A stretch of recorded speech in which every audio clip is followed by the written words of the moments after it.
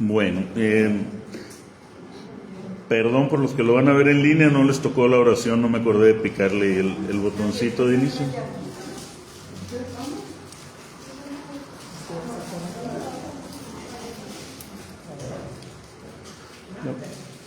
¿Qué vamos a ver? Buenas noches, Rosa Erika.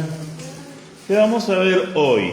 Hoy vamos a ver la introducción a este curso que, como vimos al terminar escatología, va a ser un curso bíblico y va a ser un curso sí teológico. O sea, sí va a haber razonamiento y vamos a tener conocimiento de muchas cosas que a simple vista no se ven en el Evangelio, que hay que meterse a bucearle, que hay que escarbarle. Pero más que nada espero yo que sea una renovación de nuestro querigma, de nuestro primer anuncio, un directo al corazón, como dice la canción de Luis Miguel. Que este estudio bíblico que vamos a tener llegue sí a nuestra razón, pero que el blanco, que el target final, el punto en donde queremos que golpee, es en nuestros corazones. ¿Y para qué será interesante? A ver, platíquenme, ¿para qué sería interesante conocer los evangelios o el evangelio? Porque lo correcto es decir el evangelio. ¿Cuál sería la necesidad? Conocer más la vida de Jesús. Conocer más la vida de Jesús, dice Juan Luis. ¿Qué más?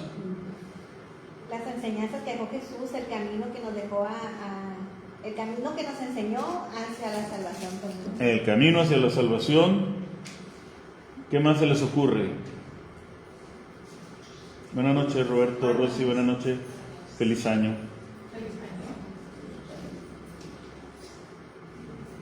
Gracias por acercarse, que ellas me hacen gritar. El conocerlo más a fondo en los detalles de la vida de Jesús, ¿no? Conocer a fondo los detalles, eso es importante, conocer los detalles de la vida de Jesús. ¿Qué más? A ver, ¿por qué sería importante conocer el Evangelio? Buenas noches. ¿Por qué consideraríamos importante conocer el Evangelio? Rosa Erika, ¿por qué quieres conocer el Evangelio?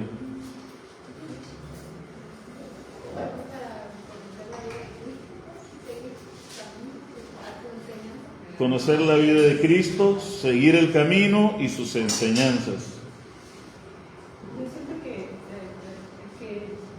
ahí fue como fue preparando a sus apóstoles para formar la iglesia, y es un aprendizaje que es muy importante para nosotros.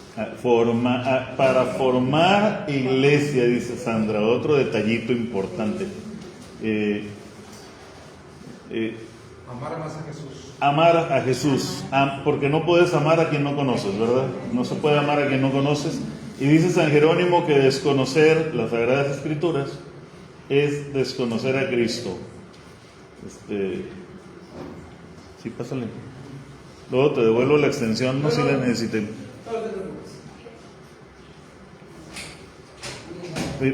Pícala de ahí de los dos lados. No. Una sola de ambas esquinas. Una sola de ambas esquinas. Así. Eso. Bueno, desconocer las Escrituras es desconocer a Jesucristo, dice San Jerónimo, por eso es importante. Pero el asunto es, ¿por qué Jesús quiere que lo conozcamos? El secreto está en el principal título de Jesús en el Evangelio. ¿Cómo es como más es llamado? Porque si leemos los hechos y las cartas paulinas y católicas, todo el mundo le dice el Señor. Pero en los evangelios, ¿cómo le dicen? Maestro. ¿Y qué hacía un maestro? ¿A qué? Porque no enseñaba matemáticas, nunca les dijo a los discípulos 2 más 2 son 4, nada de eso. ¿Qué les enseñaba? Les enseñaba a vivir como ¿quién? Como el maestro. Entonces, matemática, porque ya ves que hizo así de unos peces para... no enseñaba a sumar, enseñaba a multiplicar. Pero a fin de cuentas, quien decidía seguir a un maestro tenía un interés en aprender a vivir como vivía ese maestro. Pues bienvenidos los que van llegando. ¿Quién llegó? Nidia, Esmeralda, Sandra, Saúl que va llegando. Bienvenidos, feliz año. No los abracé a todos para... No hay problema. Al final vamos a tener ese evento. Muchísimas gracias, Esmeralda, por esa donación de 2 rosques que hiciste el día de hoy. Ahorita las vamos a... No, ya les voy a platicar una historia pequeña que me pasó. Bueno, ahorita al final. Entonces, espero que todos llevemos eso en el pensamiento. Vamos a estudiar la vida de Jesús para aprender a vivir como Jesús. Porque no nos engañemos. ¿Quién es el santo? Levántame la mano, ¿el que es santo aquí? Pues no se engañen, sin santidad nadie verá al Señor. Oigan, tuvimos un curso completo viendo eso, ¿no? Cómo llegar al cielo, cómo podemos llegar a la santidad viviendo como el santo. Les voy a apagar las luces de aquí para que puedan ver la presentación. Vamos a estudiar el Evangelio de San Lucas, pero, y es la primera vez que voy a hacer este ejercicio, al mismo tiempo vamos a estar haciendo comparaciones con otros 2 evangelios. Estos 3 evangelios los llamamos sinópticos, que son el Evangelio de Mateo, el de Marcos y el de Lucas. Se llaman sinópticos porque si los ponemos, ¿se acuerdan en la primaria del cuadro sinóptico? Bueno, si los ponemos los 3 evangelios en un cuadro sinóptico, nos vamos a dar cuenta que todos tienen más o menos la misma estructura y hay muchas historias que pudiera decirse están duplicadas en los evangelios. Sin embargo, cada una tiene su estilo de narración y algunos detalles que no cuenta otro. Por ejemplo, ustedes ven la historia del nacimiento de Jesús y ven el Evangelio de San Mateo y el Evangelio de San Lucas lo narran, ¿verdad? Pero no lo narran igual. ¿Desde qué punto de vista lo narra Mateo? Desde el punto de vista de José, en la narración de la anunciación del ángel y de la encarnación del Hijo de Dios. El protagonista no es la Virgen María, es San José. En cambio, nos vamos al Evangelio de Lucas y narra lo mismo. Se narra que el Espíritu Santo encarnó al Hijo del Hombre en una virgen, pero lo narra de una manera completamente distinta, con otros detalles distintos. Incluso la genealogía que escribe Mateo y la que escribe Lucas son distintas. En el camino, en la semana, vamos a ir aprendiendo por qué hay esas diferencias. ¿Por qué en unos evangelios es un ciego y en otro evangelio son 2 ciegos? ¿Por qué en un evangelio se narra algo con unas palabras, digamos la parábola de la oveja perdida? Vemos que Lucas le da mucha importancia a la parábola del hijo pródigo y la de la oveja perdida la narra como en un pedacito así de la Biblia. No sé, son como 7 o 8 renglones. En cambio, no recuerdo si es Marcos o Mateo, da detalle de que le ungió la cabeza con aceite, de que le encontró herida, de que tenía espinas. ¿Por qué esas diferencias? Todo eso lo vamos a aprender en este caminar. Pero hoy vamos a introducir el tema. Los que lo van a ver en línea o grabado, pues van a ver oscurito porque estamos proyectando la presentación que les compartí. La estamos proyectando y pues necesitamos opacar las luces para que se vea, porque además el fondo que tenemos es gris. Vamos a aprender por qué se llaman sinópticos, un poco de la historia de cómo fueron escritos los evangelios y quién es Lucas, que va a ser la centralidad de nuestro estudio, va a ser el Evangelio de Lucas, la centralidad. Pero no vamos a estudiar nada más el Evangelio de San Lucas. Cuando veamos Lucas, de repente nos vamos a brincar a San Mateo a ver qué dice de este tema que nos cuenta Lucas, qué dice Mateo o qué dice Marcos. A Juan lo vamos a dejar aparte, porque Juan se cuece aparte.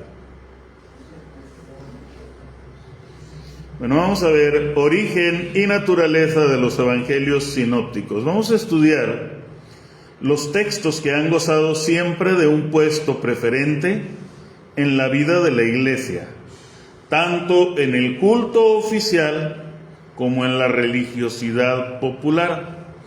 Solo su lectura se escucha en pie y son tenidos por los textos más sencillos y populares. Y ahí está una foto de ustedes en misa. Ojalá tuviéramos un templo así, ¿verdad? Un templo histórico. El año antepasado, Pati y yo, el Día de Muertos, andábamos allá en la Ciudad de México. Y pues andábamos ahí en el centro y queríamos ver el desfile de Día de Muertos, pero era un mar de gente, algo imposible, además riesgoso porque ahí roban mucho. Y decidimos irnos a Coyoacán. Y conocimos la iglesia de San Juan Bautista de La Salle, allá, y es algo así parecido a esto, una cosa hermosa, hermosísima. Cuando vayan a la Ciudad de México, vayan a Coyoacán a conocer. Está muy bonito Coyoacán, pero el simple hecho de conocer la iglesia valió la pena la visita.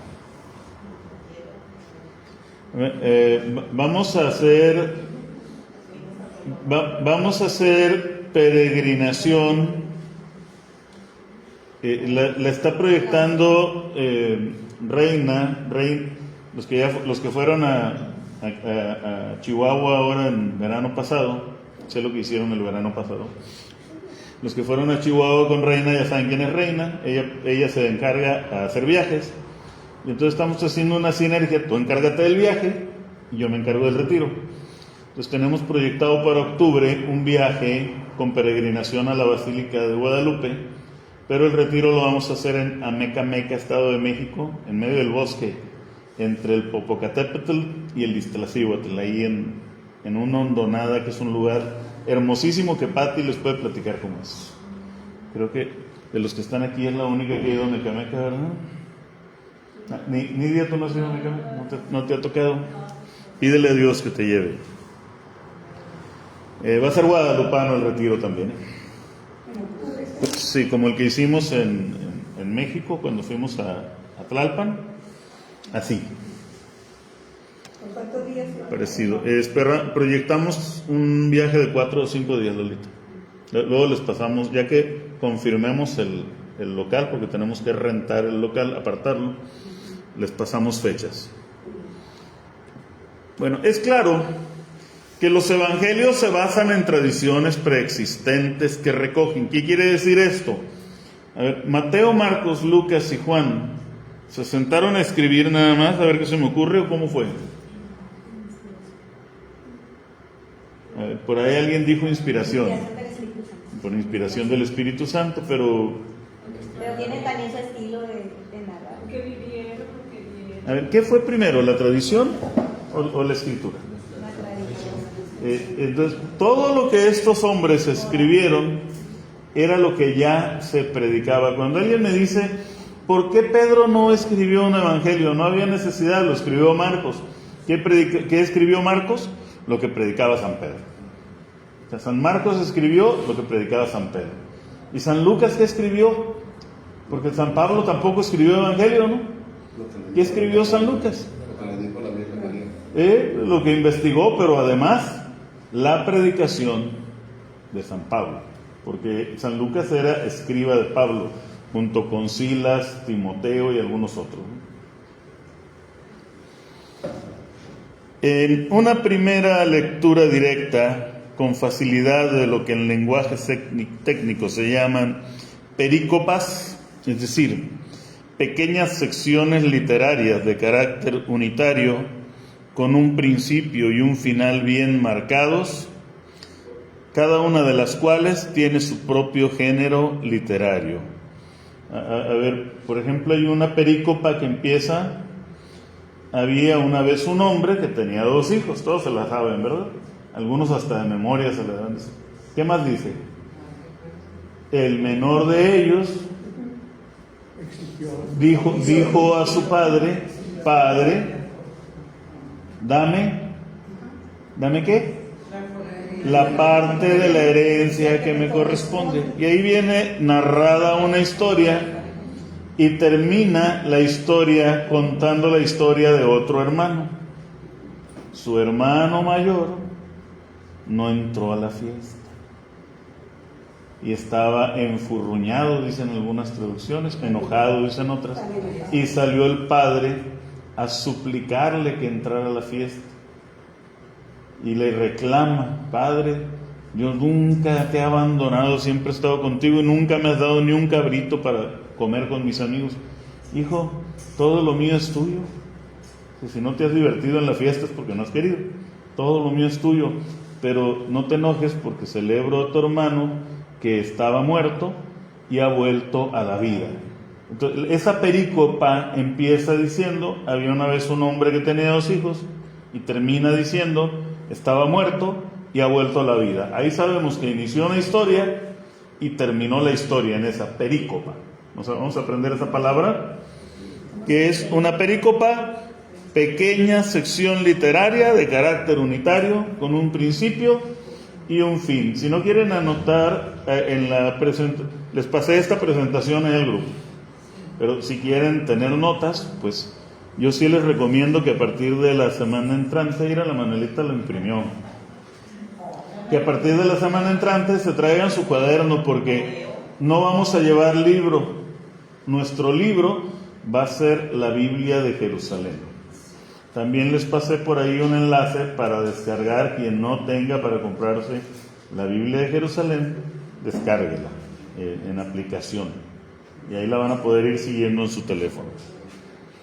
Surge inevitablemente la pregunta por la forma y transmisión de estas perícopas antes de su incorporación al relato que nosotros tenemos delante. ¿Cómo se fueron transmitiendo esos dichos y hechos de Jesús? ¿Cómo habrá sido? Digo, a ver, acabamos de ver en la lectura, fue en la de hoy o en la de ayer, que el Señor curó a un leproso y le dice: no le digas a nadie. ¿Y qué hizo el leproso? Se lo contó a todo mundo. Se lo contó a todo mundo. Si diciéndoles Jesús: no digas, ahora imagínate después de que les dijo: vayan y anuncien el Evangelio a todo el mundo. Todo eso se transmitió de boca en boca.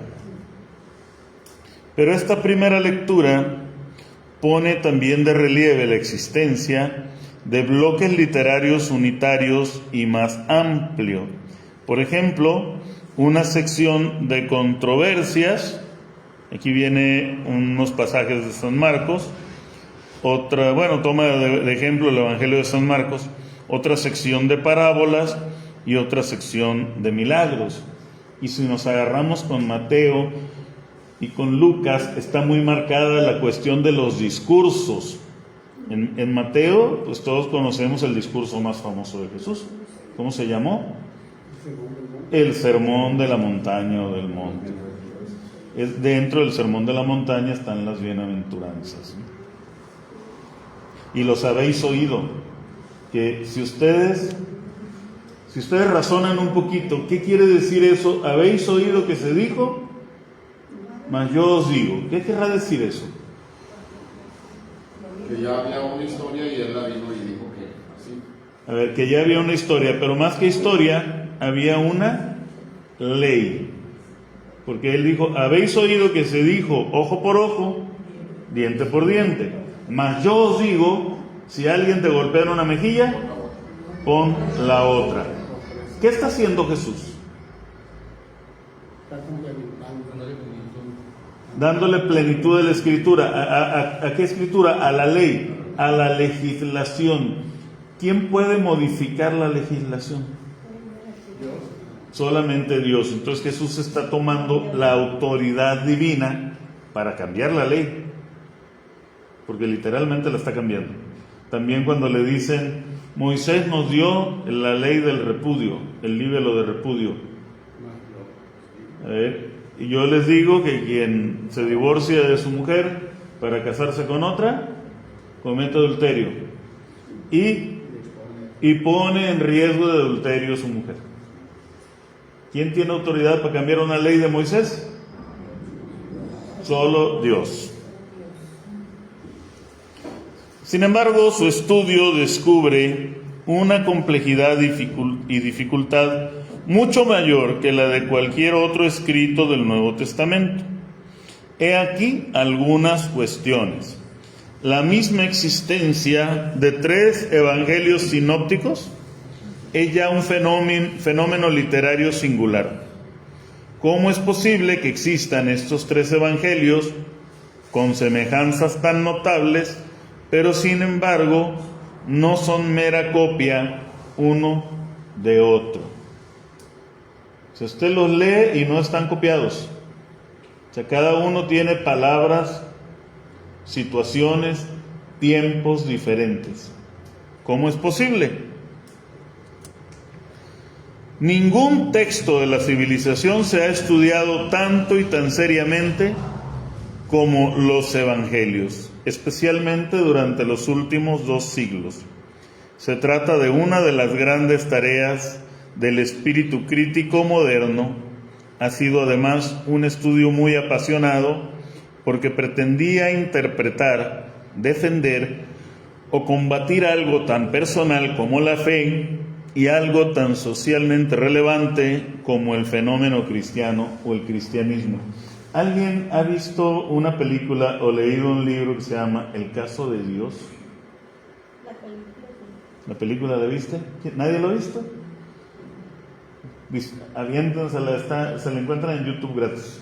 Se llama El caso de Dios, que es un tipo que es un investigador y son ateos los dos, él y su esposa, y de repente su esposa se convierte al cristianismo y se va a dedicar toda la película a demostrar que el cristianismo es falso, que Dios no existe. Obviamente termina convirtiéndose al cristianismo. Les digo, el evangelio ha sido estudiado hasta para demostrar que no es cierto, no nada más por teólogos, pues también ha sido estudiado por ateos. Los 4 evangelios canónicos, ahorita vimos el nombre de 3. ¿Cuáles son esos 3? Mateo, Marcos y Lucas. ¿Cómo se llaman esos? Sinópticos. ¿Y el 4 evangelio cuál es? Juan. Son composiciones anónimas. ¿Por qué son anónimas? Porque si usted lee en una carta de Pablo, dice yo Pablo. Si usted lee la carta de Judas, yo Judas, hermano de Santiago, el pariente del Señor. Si usted lee el libro del Apocalipsis, yo Juan. Las cartas de San Juan, yo Juan. La tercera carta de San Juan, yo Juan el presbítero. Algunos opinan que es otro Juan, un discípulo de Juan tal vez. Yo lo veo en estilo muy similar al de Juan.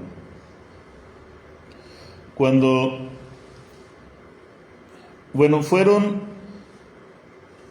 surgidas entre los años 65 al 90 y fueron reunidas en una colección a principios del siglo II.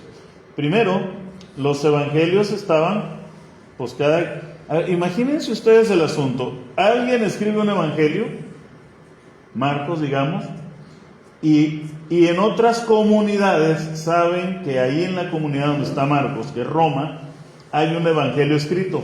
¿Qué hay que hacer? Porque no van a ir con las adoratrices a comprarlo, ¿verdad? ¿Qué había que hacer?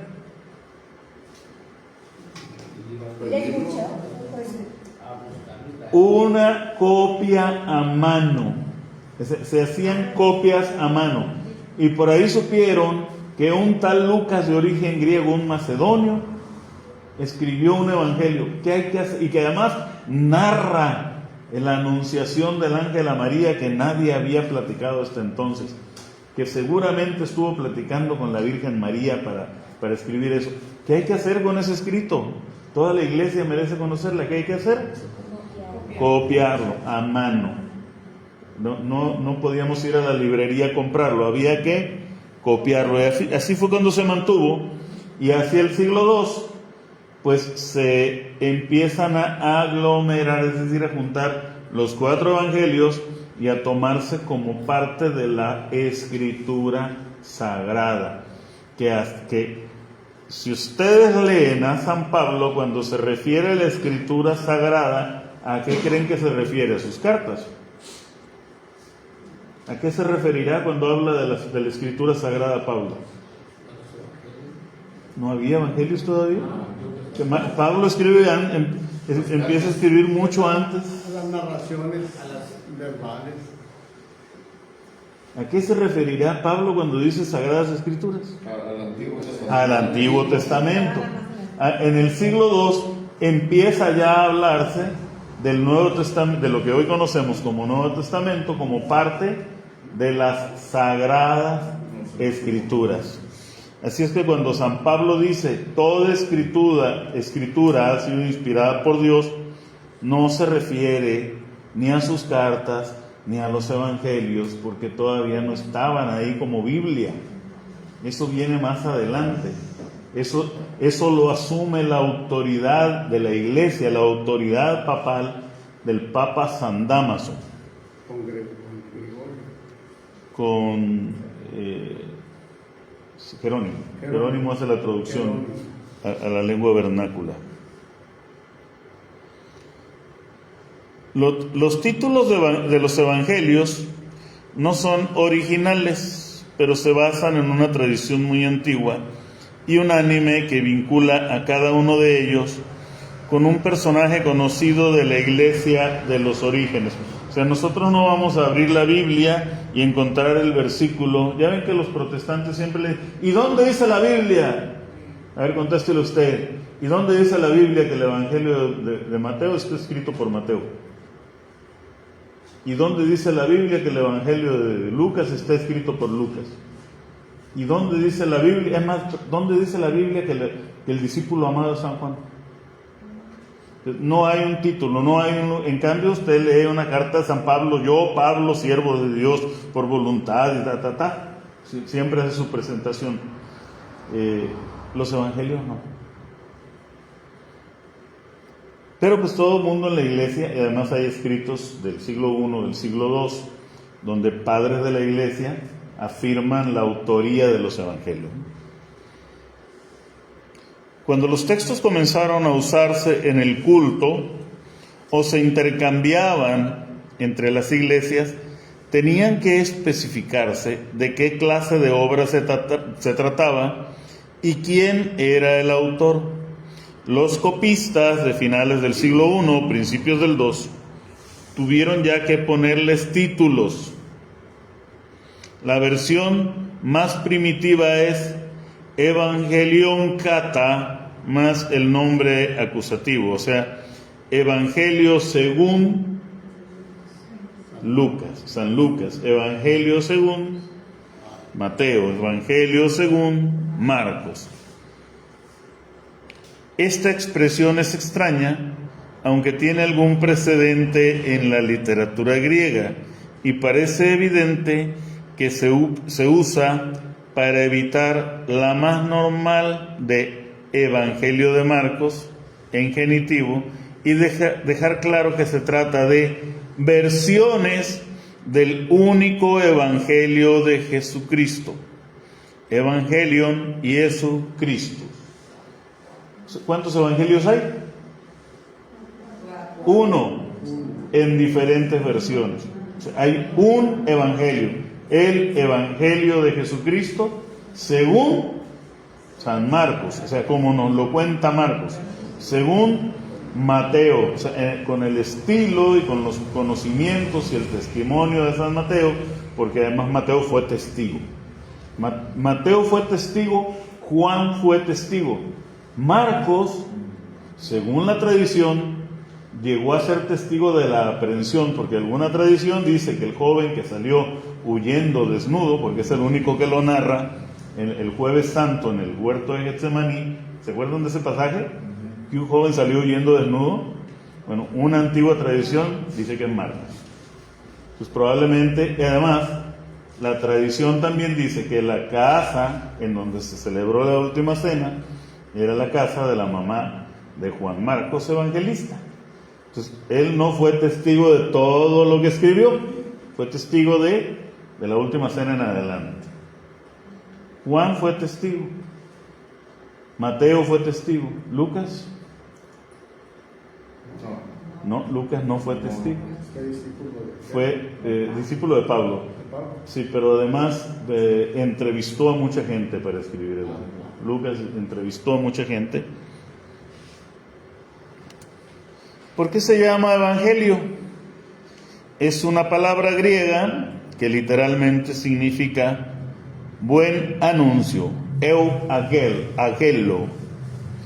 Para ver con qué sentido se utilizaba en aquel tiempo, tenemos que mirar la tradición bíblica y judía y la cultura helenística, la cultura griega, pues en el cruce de ambas se encuentra el Nuevo Testamento.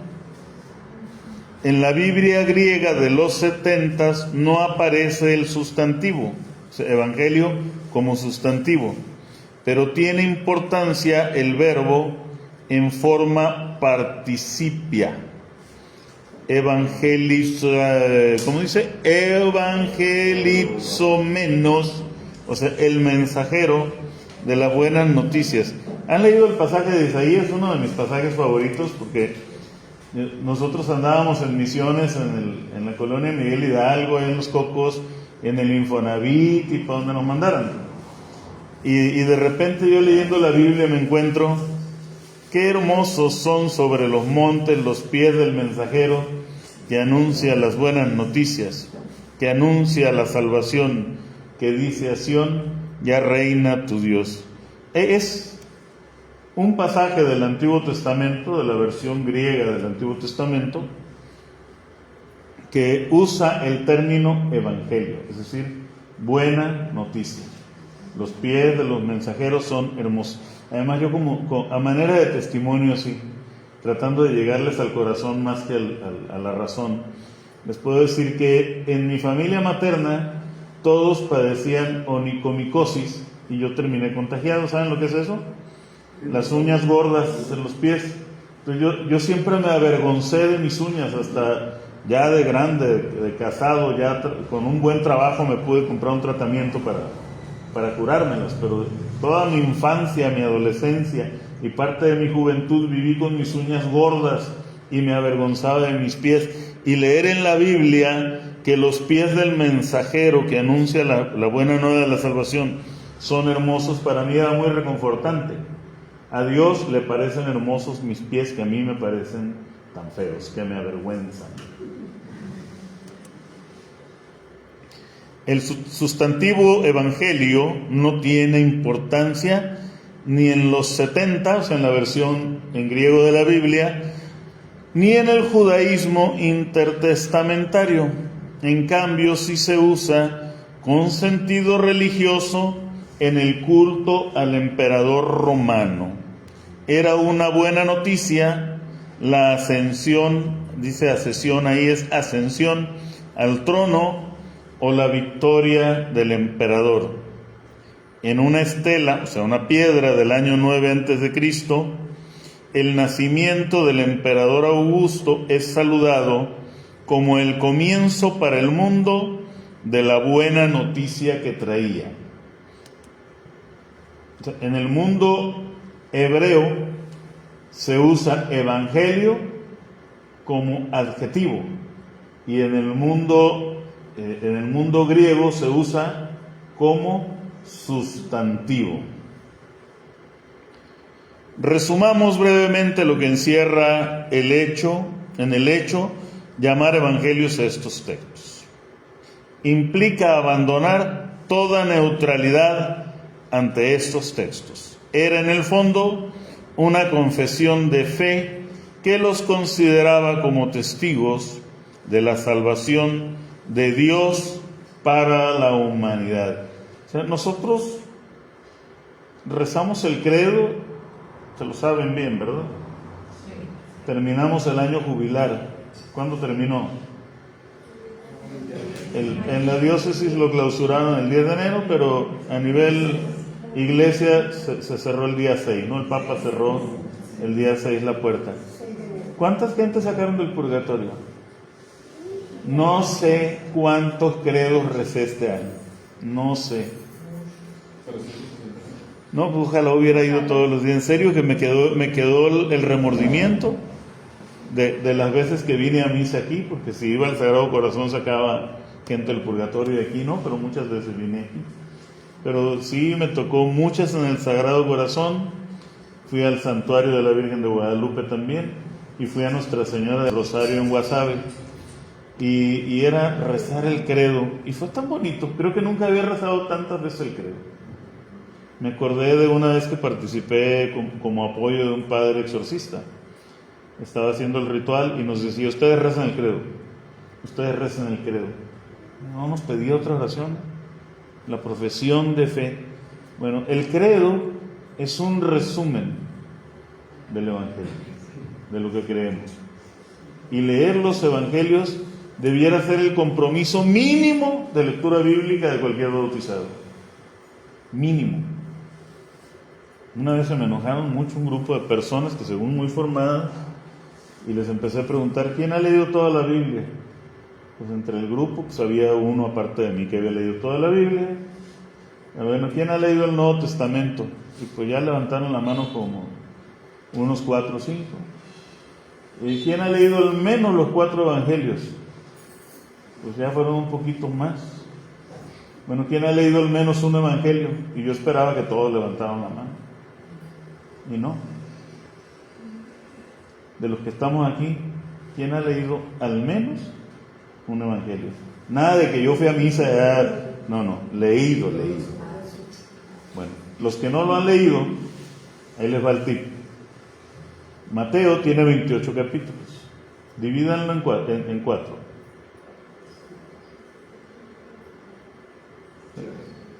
7 por 4. 7. ¿Cuántos días tiene la semana? 7.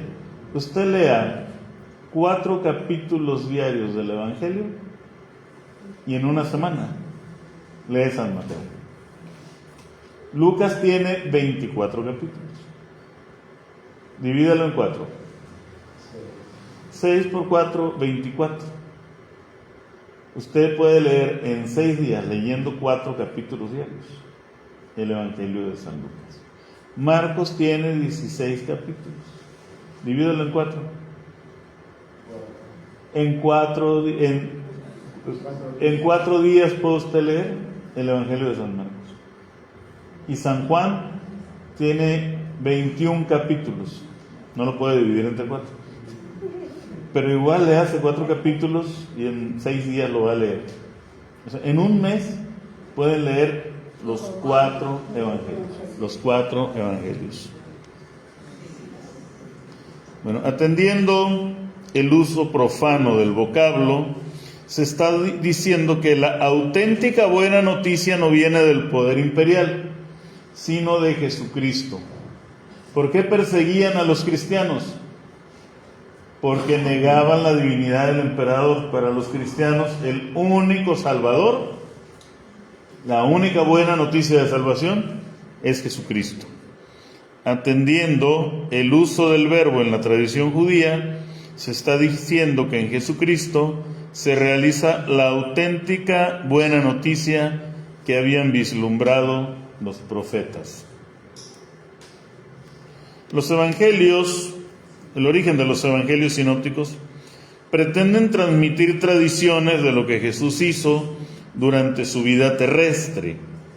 La experiencia pascual, al transformar profundamente a los discípulos y su relación con Jesús, también transformó las tradiciones sobre Jesús y la manera de transmitirlas. O sea, ustedes vean el trato que se le da a Jesús en el Evangelio por parte de los discípulos y el trato que se le da a partir de los hechos de los apóstoles, y es completamente distinto. Decíamos, ¿no? Todos le decían maestro. Todos le decían maestro. Y a partir de los hechos de los apóstoles, ¿cómo le dicen? Señor. Bueno, a partir de la resurrección, ya María Magdalena dice: ¿por qué lloras, mujer? Se han robado el cuerpo de mi Señor. Y cuando lo identifica, cuando se da cuenta que es él, ¿cómo le dice? Rabuní, que quiere decir maestro.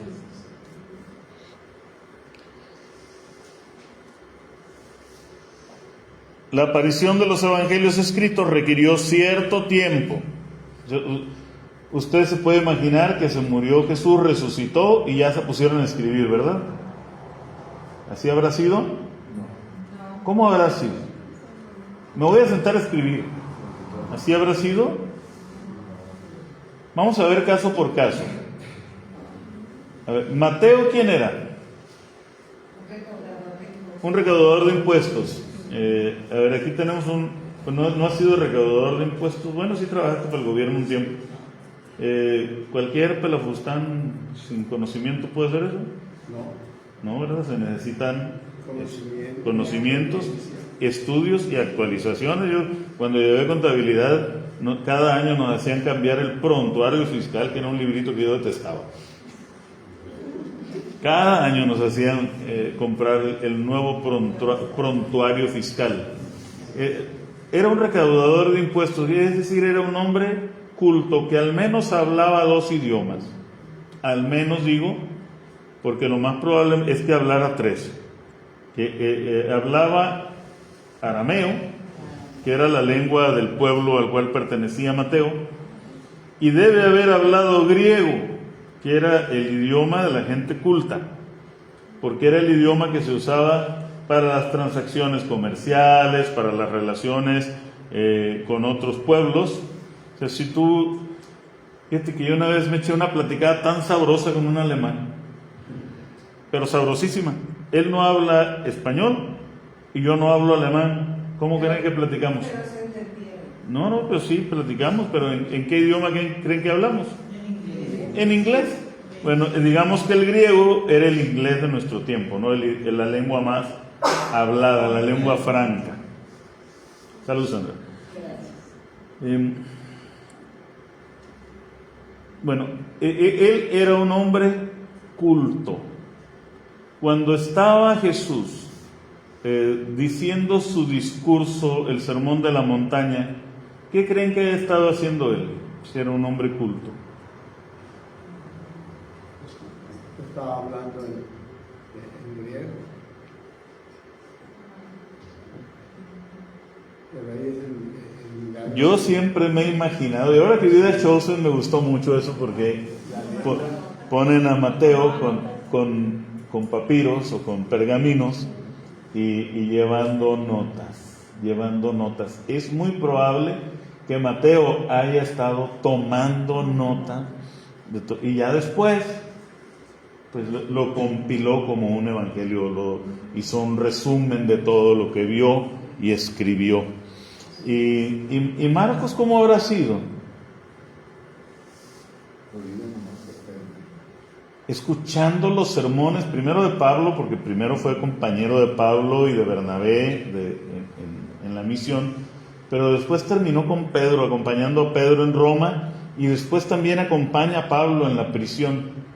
Escuchando todo aquello, puede haber llegado a la conclusión: esto no se puede quedar sin registro, hay que escribirlo. Y sí, como Dios le dio a entender, porque si leemos el Evangelio de Marcos en estilo, pues es el que más queda de ver, porque no se nota que sea un hombre culto, ni que tenga un dominio del griego como el que tiene Lucas. ¿Y Lucas cómo habrá escrito? ¿Qué era Lucas? ¿Saben a qué se dedicaba? Ahorita vamos a ver, pero ¿quién sabe? Era médico.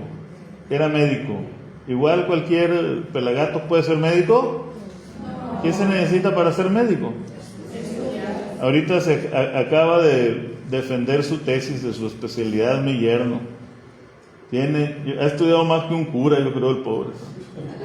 Para llegar a este momento, se veía más contento que un chamaco en una piñata. Feliz se veía.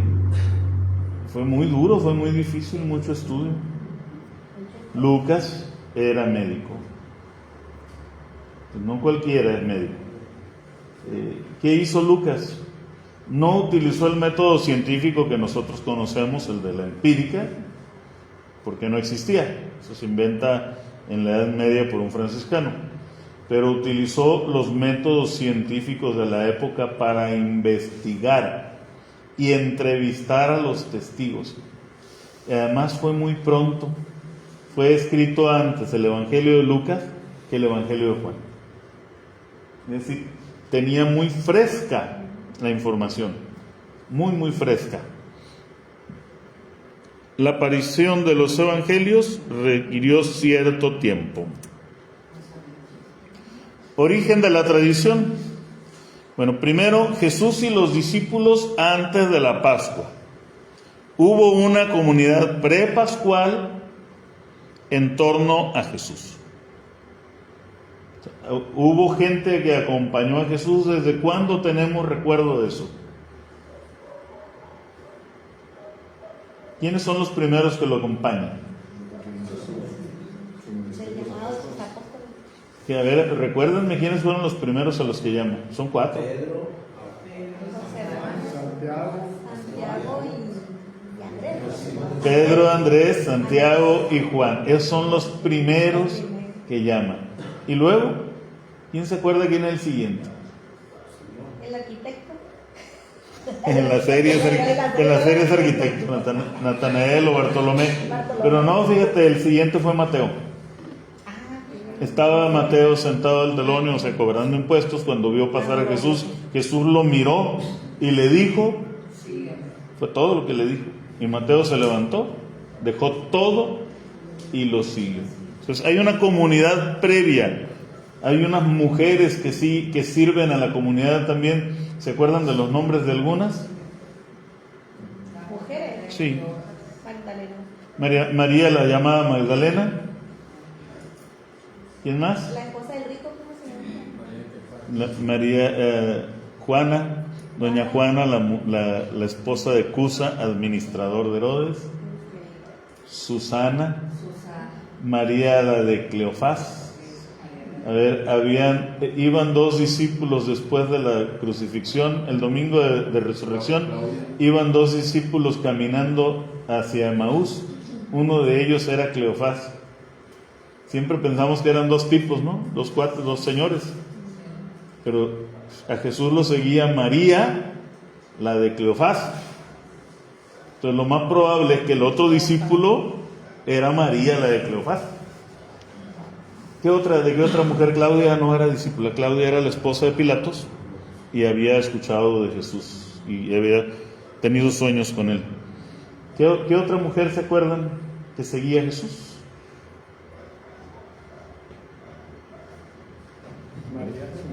La otra María, María Salomé, que es la mamá de los hijos del Zebedeo, María la del Zebedeo.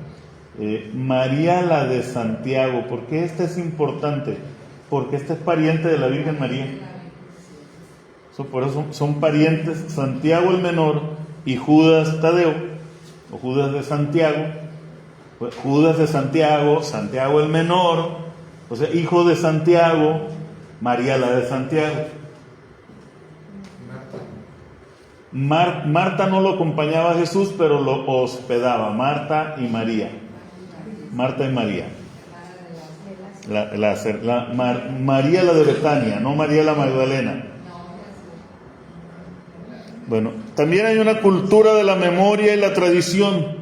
Para nosotros hoy esto es difícil porque ahora ya ni en el catecismo quieren que nos aprendamos de memoria las cosas. Es más, ¿quién se sabe el número telefónico de su pariente más cercano? Me acuerdo del mío nomás, porque me lo piden, pero ya ni siquiera los números de teléfono nos aprendemos. Se nos ha ido limitando el uso de la memoria. Pero ¿cómo se contaban las historias? O sea, ¿cómo se compartía la tradición? Todo era oralmente y había que memorizarlo. La gente estaba acostumbrada a poner atención, porque muchos no sabían leer. ¿Qué tenían que hacer? Memorizar. Lo que me dijo, lo tengo que memorizar. Era parte de la cultura. Hoy eso nos puede parecer extraño, pero así era. Es más, a nosotros todavía nos tocó. ¿Cuántos dioses hay? ¿En dónde se aprendieron eso?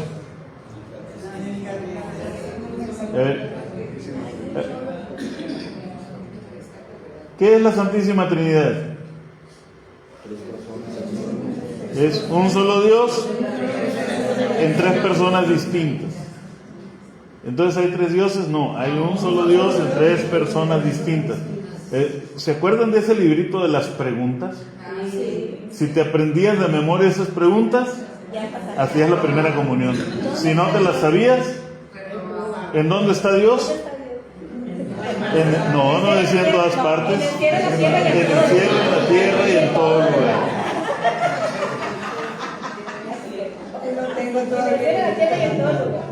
Sería bueno que volviéramos a eso sin dejar lo que tenemos. Sería bueno.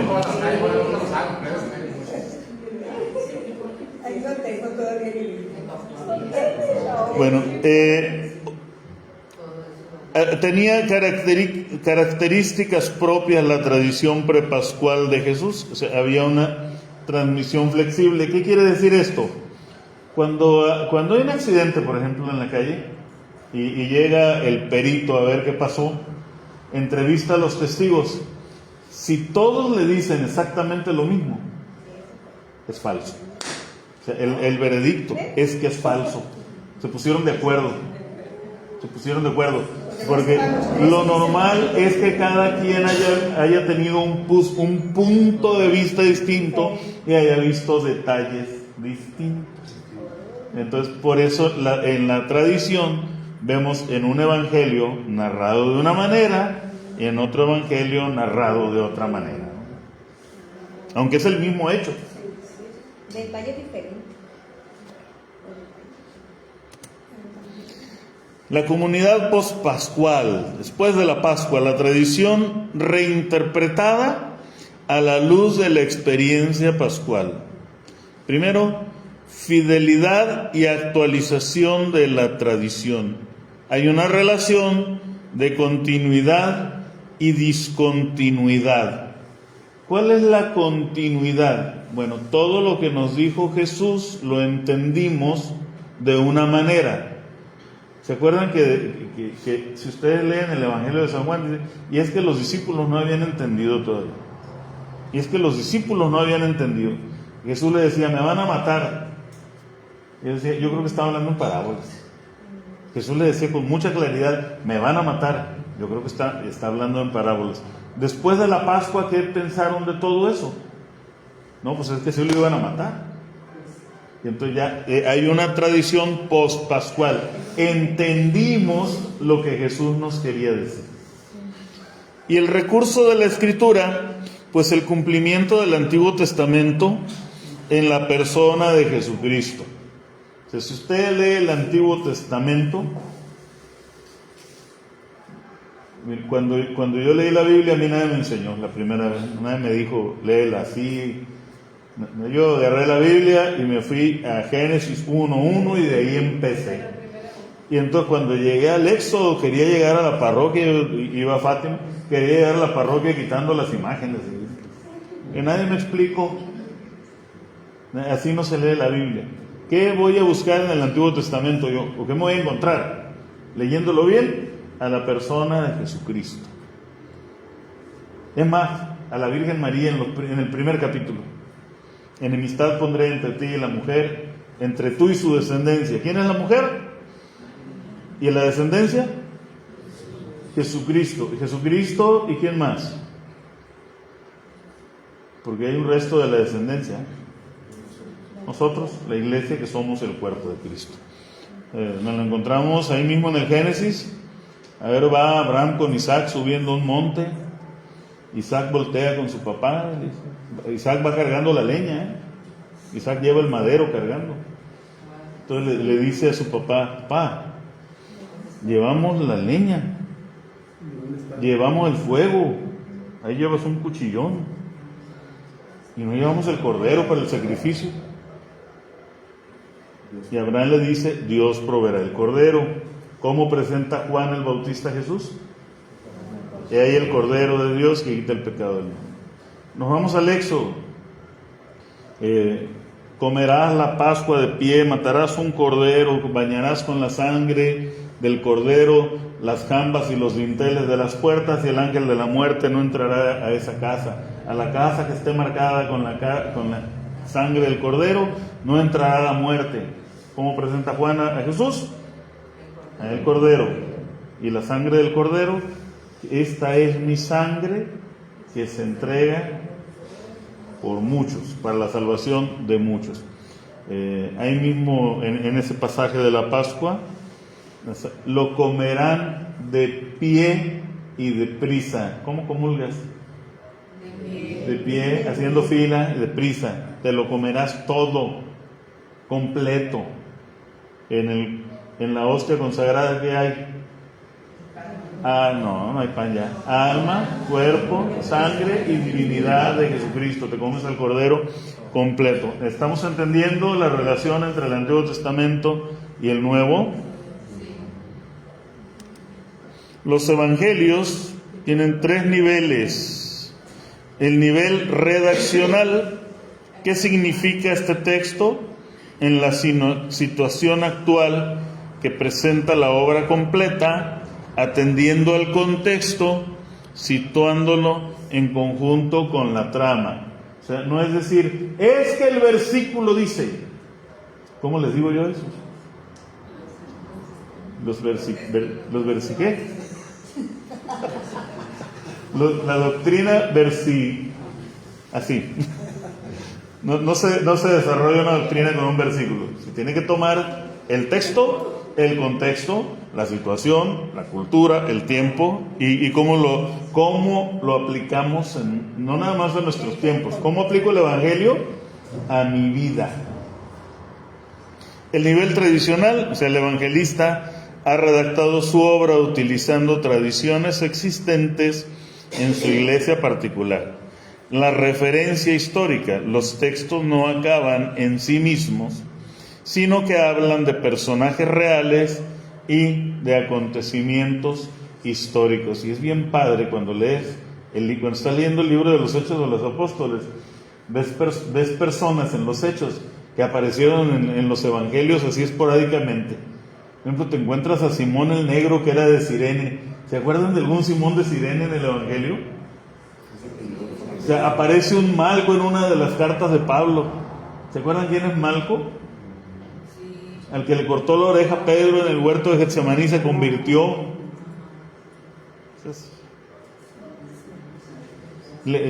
Pepe Prado tiene un libro, se llama La Biblia no es un libro, es una persona.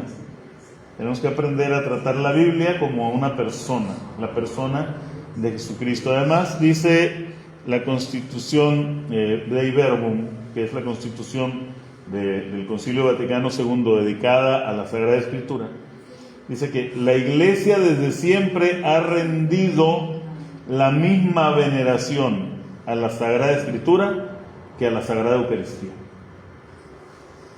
¿Entiendas eso? La misma veneración a la lectura de la Sagrada Escritura que al sacramento de la Eucaristía.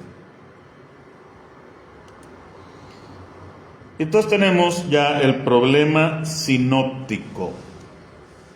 Es el estudio de la relación literaria entre los 3 primeros evangelios de la Biblia, Mateo, Marcos y Lucas, conocidos como sinópticos porque pueden ser vistos juntos por sus grandes similitudes en contenido, orden y redacción, pero también por sus diferencias. ¿En qué consiste el problema? Bueno, ¿en qué se parecen? Comparten narraciones, parábolas, dichos de Jesús, a menudo con un texto casi idéntico, incluyendo material exclusivo de Mateo y Lucas, que es una tradición doble, y material presente en los 3, que sería una tradición triple. Por ejemplo, las bienaventuranzas no aparecen en Marcos, ¿no? Pero aparecen en Mateo y aparecen en Lucas, con diferencia, ¿no? ¿Cuántas son en Mateo? se agarren curva.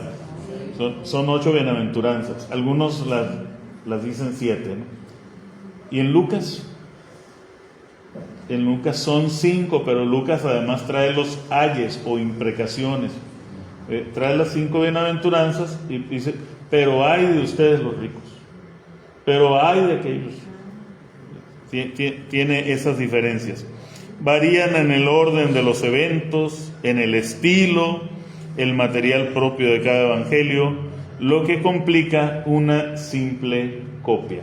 O sea, si fueran copias, usted vería a Mateo narrando cómo el ángel se le parece a la Virgen María y le anuncia que va a ser la madre del Mesías.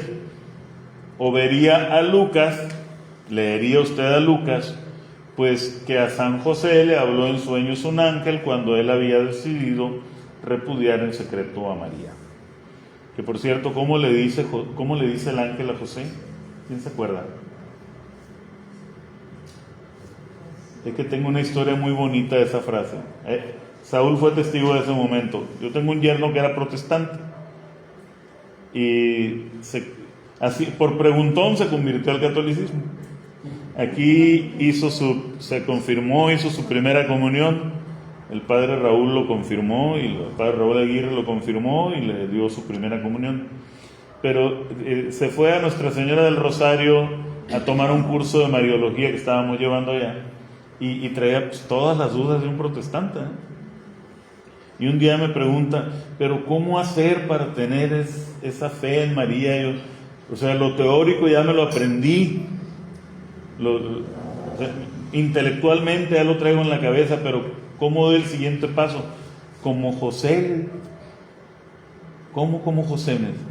No temas recibir a María. Eso fue lo que le dijo el ángel. Y en ese momento su corazón se le quebró a la Virgen. No teman recibir a María. Principales teorías, ninguna la podemos dar por absoluta, ¿eh? La más socorrida, con la que yo no estoy de acuerdo, es que Marcos es el más antiguo. O sea, que Marcos fue escrito primero y sirvió de fuente principal para Mateo y Lucas. La otra teoría es la fuente Q, del alemán Quelle, que quiere decir fuente. O sea, que Mateo y Lucas usaron también un documento perdido, que se llama Q, que contenía dichos de Jesús, explicando las coincidencias entre ellos que no están en Marcos. La otra teoría es que tenían material propio, Marcos y Lucas.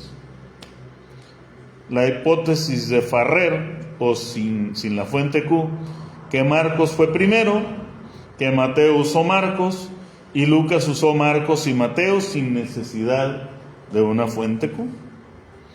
La hipótesis de Griesbach, o de las dos fuentes, que Mateo fue el primero.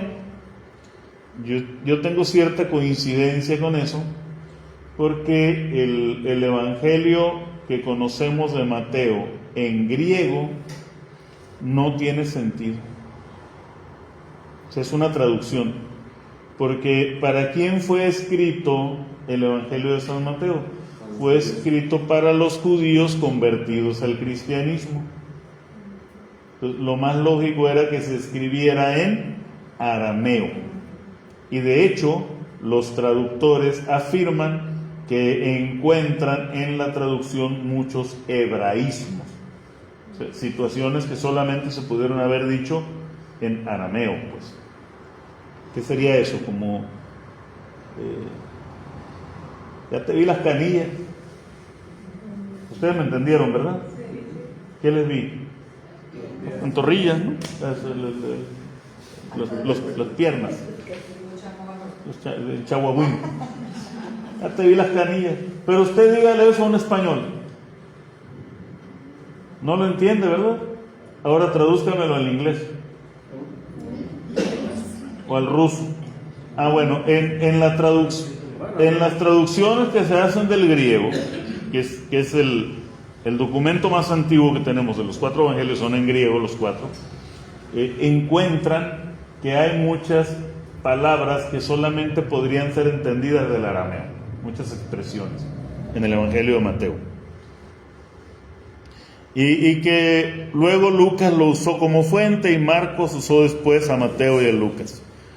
Otra teoría es la tradición oral, que los evangelios se basaron en recuerdos y testimonios transmitidos oralmente, que luego fueron puestos por escrito. Eso tiene toda la lógica del mundo, porque como les decía, todo se aprendía de memoria. Todos, es más, a nosotros de niños nos mandaban a la tienda y si traíamos algo diferente, ¿cómo nos iba? Ahora es muy común, tú le dices algo al chamaco y a media cuadra ya se le olvidó. Le encargas un calcito y te trae 2 kilos de frijol,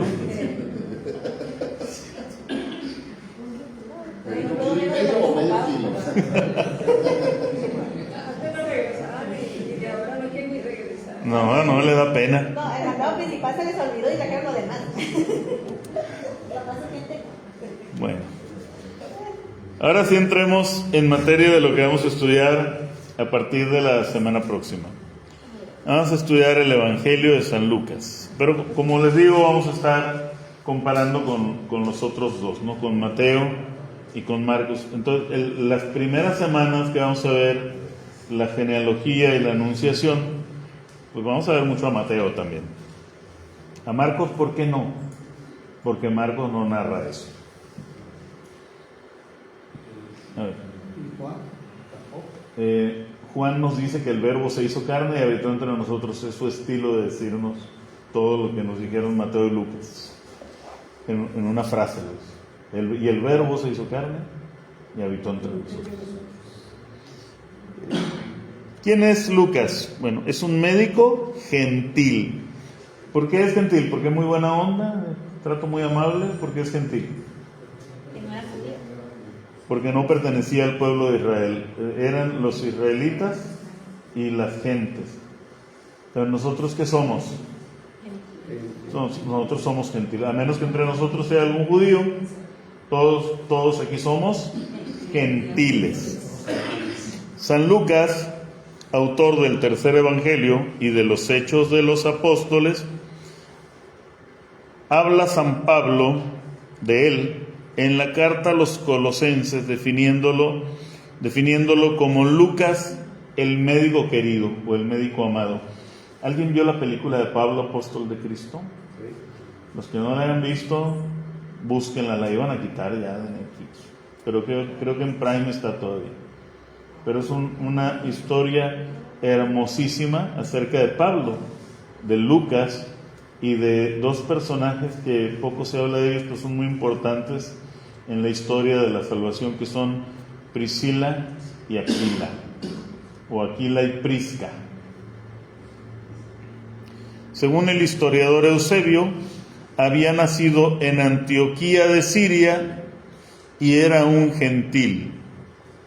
Pablo, siempre en la carta a los Colosenses, habla a sus compañeros y nombra primero a los de la circuncisión, es decir, a los judíos, sin incluir entre ellos a Lucas.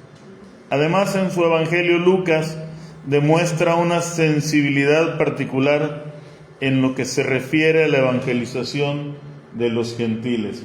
Miren, cuando Jesús envía a sus discípulos adelante de él a predicar en las aldeas, en Mateo dice, y no le prediquen a los gentiles, que yo he sido enviado para salvar a las ovejas perdidas de la casa de Israel. Y Lucas no dice eso. Ponle que lo haya dicho Jesús, pero Lucas no lo escribe, porque el mensaje de Lucas va dirigido a los gentiles y no quiere herir la sensibilidad de los gentiles. Pero nosotros ya entendemos que primero se tenía que anunciar el evangelio a los judíos. Y una vez que lo rechazaron, pues, como dijo la mujer sirofenicia, pero los perritos nos comemos lo que dejan caer los hijos de la mesa. Lo dejaron caer de la mesa, matanga, dijo la changa, el evangelio es nuestro. Él es quien narra la parábola del buen samaritano. Él es quien cita las palabras de aprecio de Jesús por la fe de la viuda de Sarepta, de Naamán el sirio, del samaritano leproso, que además es el único que vuelve para dar las gracias. Lucas, al lado de Pablo, no sabemos nada de las circunstancias de la conversión de Lucas. O sea, ¿cómo llegó Lucas a la iglesia? No tenemos registro histórico de eso. Sabemos que se une a Pablo a partir del capítulo 16 de los Hechos de los Apóstoles. Usted lea los primeros 16 capítulos y Jesús, Lucas, que es el autor, está narrando así: y fueron, y lo llevaron, y Pedro fue, y Pablo fue. Y a partir del capítulo 16, y nos subimos al barco, y fuimos, y tuvimos un naufragio, y nos dieron de comer. Es decir, ya se incluye él en la narración, porque a partir de ahí se vuelve parte del equipo misionero de Pablo.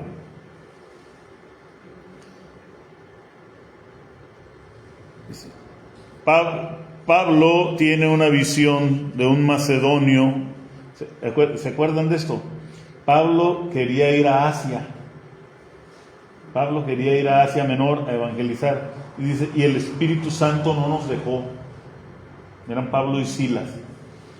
Y me acosté a dormir y tuve un sueño donde un ángel me decía, no dice un ángel, dice, donde en el sueño venía un macedonio y nos pedía que fuéramos a ayudarlo. Pasan a la primera persona del plural, o sea, fuimos, venimos. Inmediatamente intentamos pasar a Macedonia, persuadidos de que Dios nos había llamado para evangelizarles. Es decir, que cuando Pablo va a Macedonia, Lucas ya va con él. ¿Sí saben dónde es Macedonia?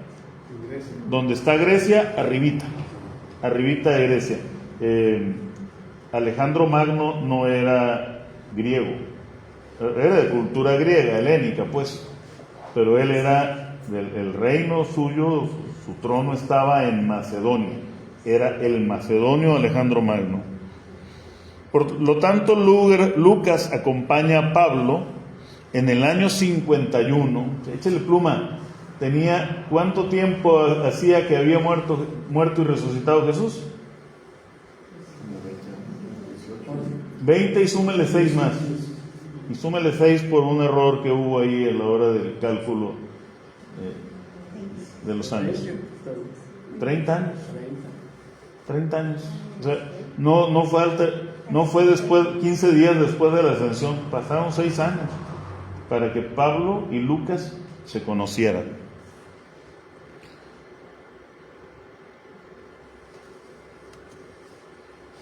Es el evangelista de la misericordia. Ustedes van a encontrar la parábola de la oveja perdida en Mateo y en Marcos, pero la de la dracma perdida o la moneda perdida y la del hijo pródigo solamente las encuentra usted en Lucas. Es posible percibir la característica más original del Evangelio de Lucas gracias a los 6 milagros. O sea, no vienen 20 milagros en Lucas, vienen 6 milagros y a las 18 parábolas que no se encuentran en los demás evangelios. O sea, 18 parábolas que solamente narra Lucas. Vemos una atención particular hacia los pobres, las víctimas de injusticias, los pecadores arrepentidos. Por ejemplo, en casa de Simón el fariseo, ¿recuerdan qué pasó? Simón el fariseo recibió a Jesús y no le dio agua para lavarse los pies. Y se sentaron a comer. ¿Y quién llegó?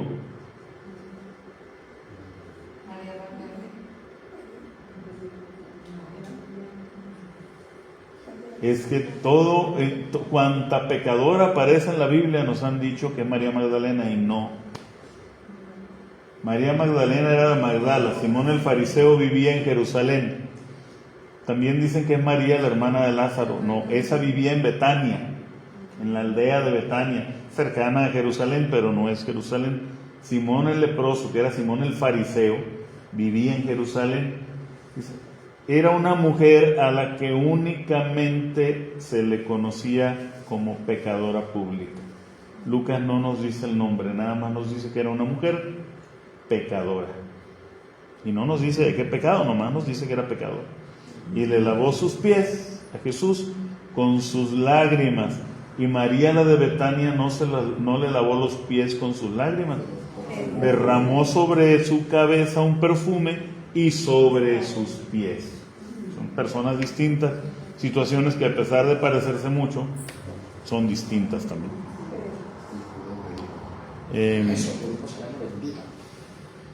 Narra la resurrección de Lázaro. La resurrección de Lázaro la narra Juan. Lázaro y el rico Epulón. El pobre Lázaro y el rico Epulón. La mujer sirofenicia.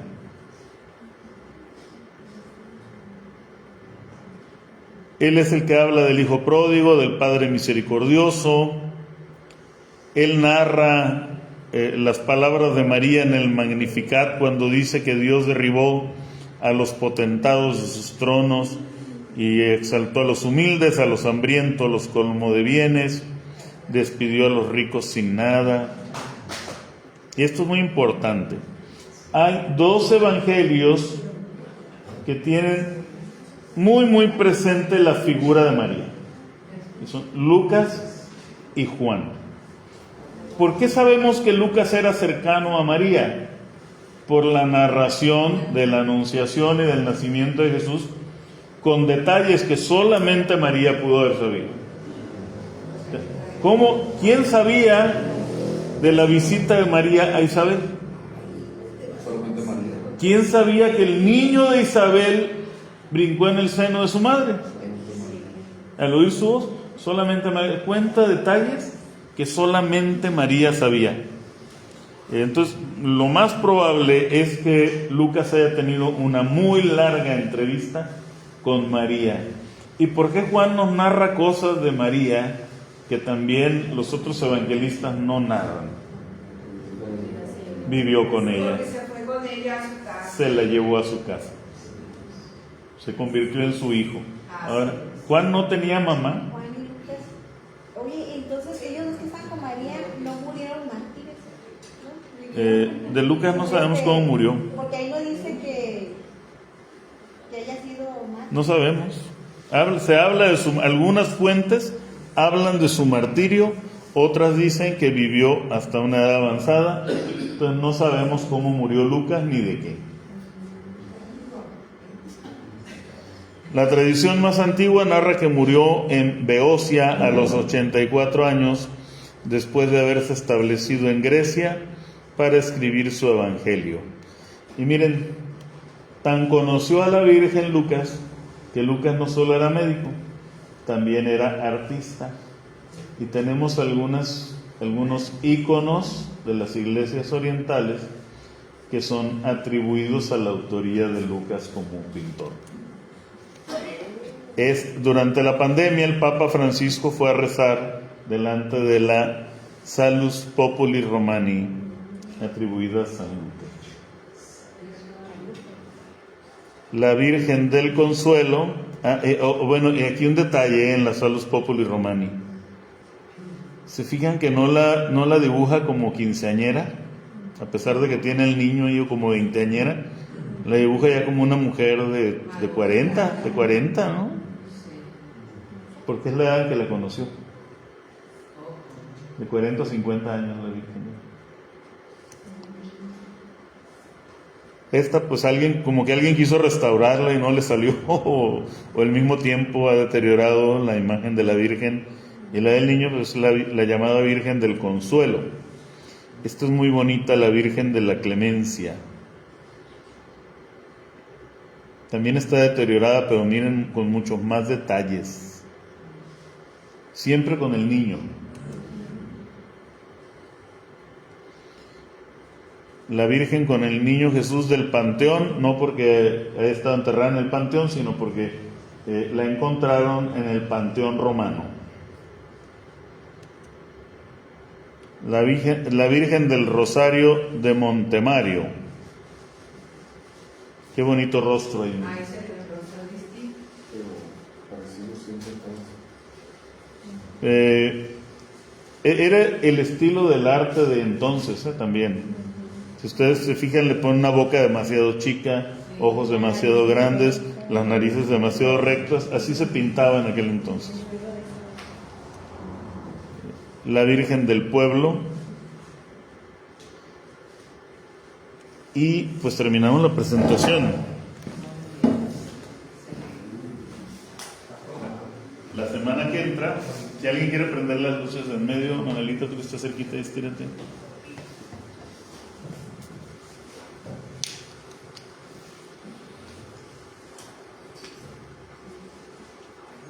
A ver, Bartolo y Gaby compraron una Biblia de Jerusalén ahí con las adoratrices. ¿Cuánto les costó, Bartolo?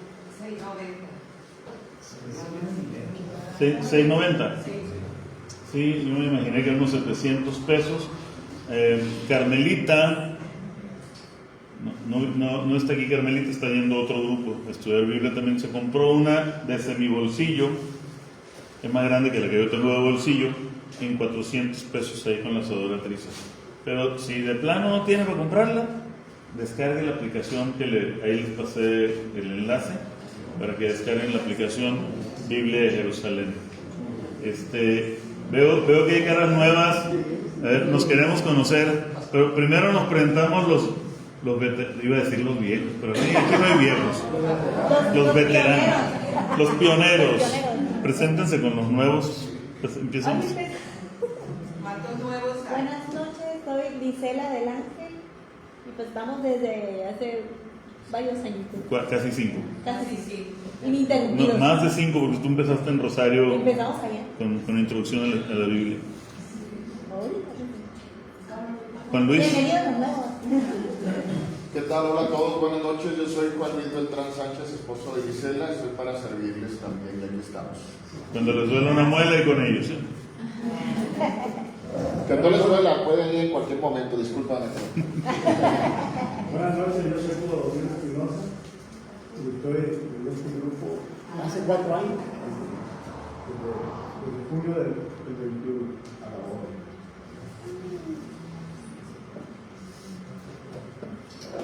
Yo soy mediadora de escuela, Olita Merce, y pues aquí estoy a la orden de ustedes y tengo pues aproximadamente como 3 años.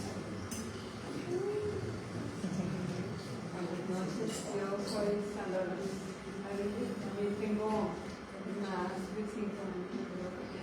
Pues tienes más porque Sandra estudió la Biblia conmigo en un grupo de oración que teníamos ahí en el barrio, en mi casa. Yo creo que unos 2 años estuvieron estudiando Biblia. Sí, y mire, también estamos para hacer. La señora que salió también se llama Sandra.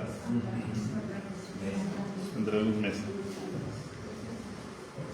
Yo soy Roberto Rossi. Yo estoy estudiando con COVID del COVID, las transmisiones hace ya 5 o 6 años. Desde el 20, en el canal de YouTube que abrimos durante la pandemia. Se presentaron juntos porque son del MFC, así se presentan ellos.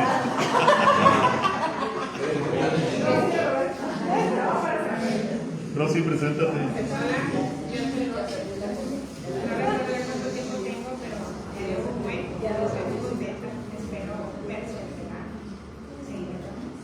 Muy bien.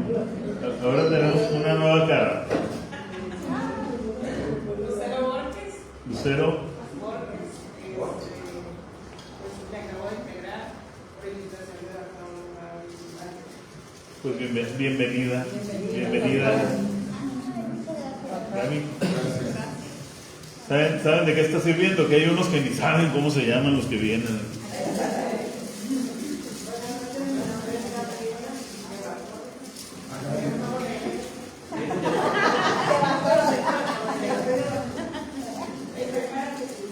Gracias, Gaby.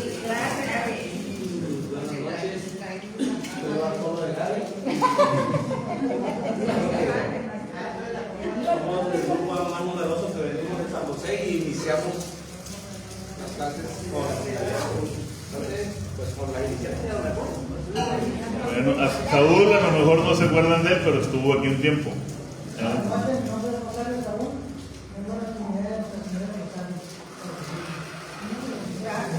Cada quien va atrás, dice.